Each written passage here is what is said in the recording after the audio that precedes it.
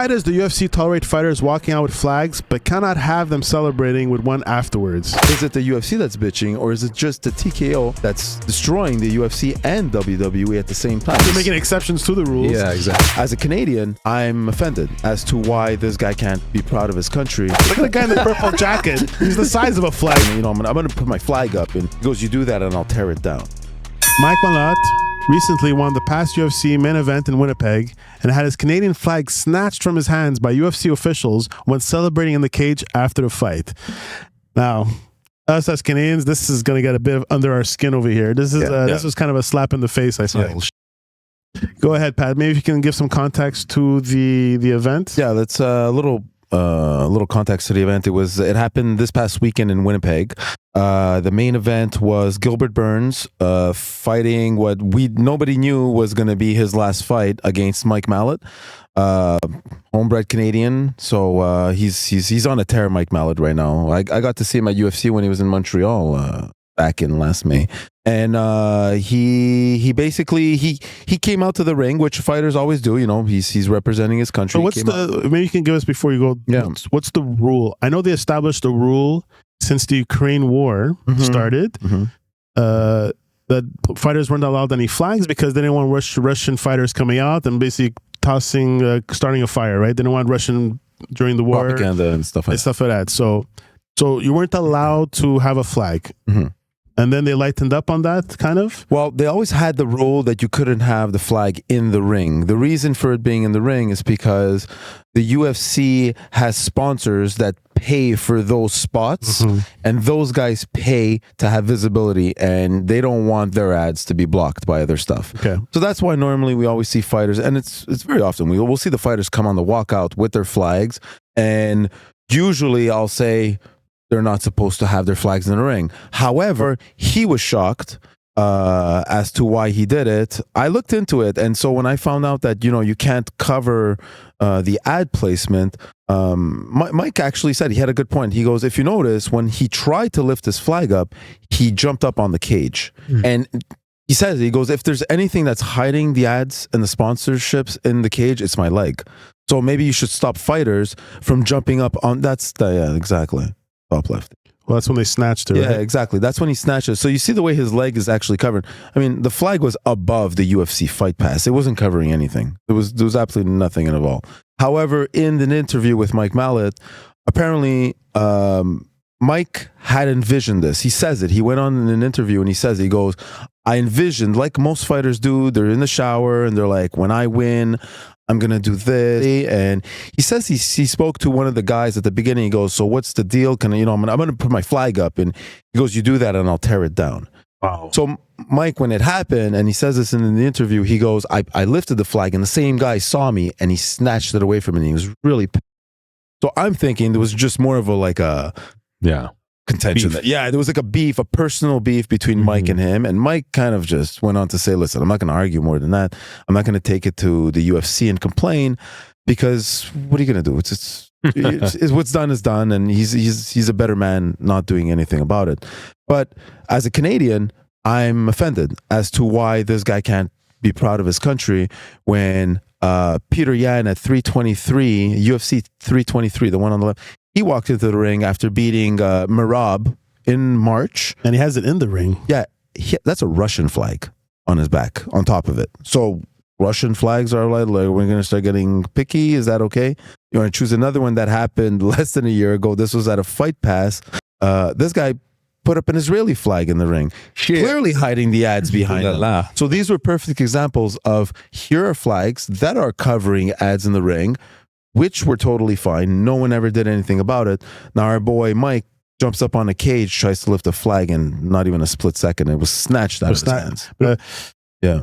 What do you guys feel about that? You guys feel it was intended like a political thing, or they're just following the rules? Or well, they're obviously not following the rules. They're making exceptions to the rules. Yeah, exactly. So these are all these people, these officials, they all work for the UFC. Okay. So I mean, they're probably taking their instructions from some higher ups in there. Yeah. Was this UFC? I'm thinking maybe this guy was just taking his job too serious, and maybe it was his call, and not really a UFC call. Maybe this guy just was doing his job very well to the T. Well, from what he interpreted what the rules were. Like, did UFC or Dana White say anything about? No, but an MMA manager, Dan Rubenstein, he's known. He's been around the game for like over 15 years. He came out and he goes, when they walk out with flags, they just can't hide the sponsor logos in the ring. He was quoted saying that they paid to have their names on the canvas on the posts. They can't do that. Now, if this guy felt like Mike was going to have that flag, take it down with him, run in the ring, whatever. He was on the fence when he got the flag handed to him. So maybe, and the guy who snatched it was on the outside. So he wasn't on the inside. Maybe he was worried Mike was going to take the flag into the ring, which he wasn't allowed to be on the mat with the flag. Supposedly, look at these two guys. I know. This is where I went on and got these pictures. I was like, this is when I heard that, I was like, hold on, I didn't remember who How did it. How recent is this Israel one? Taken at Apex February 2026, and that one is, you see, it's my title's called. So it's February and March and December 2025. Okay. So we're not even a year ago. Like, no, we're still fresh. We're not. Yeah. It's not. Like 4 we're or 5 not months. talking. We're not talking. Well, it's one thing to have it draped around your shoulders like this. You're not blocking anything. It's another one to have it like positioned. So where do you draw the line? Arms up. So you can't position. Can you look at this? Sorry, man. You're looking at this picture. You don't know what he was doing 2 minutes before. That's true. Yeah, that's true. For 2 minutes, he's probably like that. That's true. He was allowed in the ring with it. That's the whole point of like. So you're contradicting yourself. Are you going to cover that Bud Light the second time? The second you turn, or is it because he's not? And then on the other sense, there's so many angles that so you cover one Bud Light, but you see 4 others in the same image. It's like, is it the UFC being a baby about this? That like we can't just hate Canada, man. That's what I think. I think it's a bit dashed. I think it's a bit the recent animosity between Canada. Yeah, absolutely. But also, after a fight, isn't there like 40 people in that ring? Isn't it like all the entourage and all the people? Like they're covering, aren't they covering the sponsors? What's a flag? What's a flag going to make a difference? That's a good point, Brian. Yeah. That is a good point. Yeah, Just this one. I mean, it's like they're covering. Look at the guy holding his cap on backwards, taking a selfie of himself. Yeah. Why isn't that guy a problem? Look at the guy in the purple jacket. He's the size of a flag. Yeah. This is huge. It's a beast. It's a beast. At what point do you stop calling it a flag and you start calling it a bed sheet? Is it just a snap? It's like, it's just my blanket. It's just my blanket. My little blankie. No, but they should have a designated spot in that case. Hey, okay, this is where you can do your flag. Whatever it is. I don't know, man. It's crazy. I think it's a weak excuse, the sponsorship, because like I said, there's 30 people after a fight in the ring. They're blocking all kinds of stuff. And he was on top of the ring, so he wasn't blocking. Well, maybe he was blocking like that name that's on the top there, but I think it was more like it was a political thing, or I think it was more that. And you think this was the UFC? You think this was? I don't know if it was the UFC, but it was definitely that guy following the rules that he thought he had to follow. I don't know. Maybe UFC in Winnipeg follows different rules in Canada. I don't know. What if it's TKO?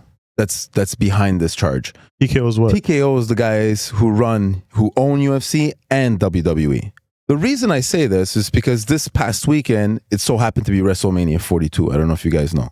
I don't follow it as much as I do follow the UFC, but I did hear a lot of talk on lack of fighting and more advertisements.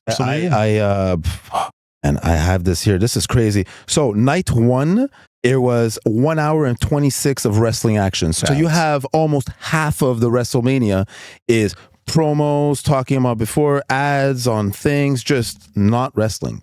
At WrestleMania? Like WrestleMania. Live? So if you watch WrestleMania from the beginning of that 3 hours to the end, 1 hour and 14 of it is not wrestling. Is there commercials? And 1 hour and 26 is people fighting. Well, there's commercial. When you do pay-per-view, is there? It's not commercial. It's more like promos and stories and blah, blah, blah, blah, blah. And just a bunch of stuff talking about Hulk Hogan and, it's dead people. It's TKO is just, it's like this big print money making. Just trying to milk every milking.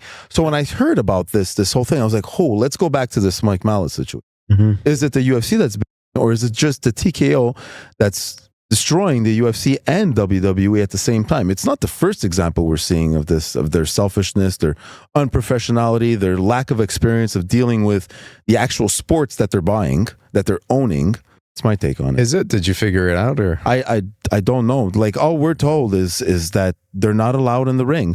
That call comes from the UFC, but I mean, ultimately behind it, the owners couldn't have a say on it. I mean, that's where the money comes from. Crazy. Yeah. Crazy Canada haters. Yeah.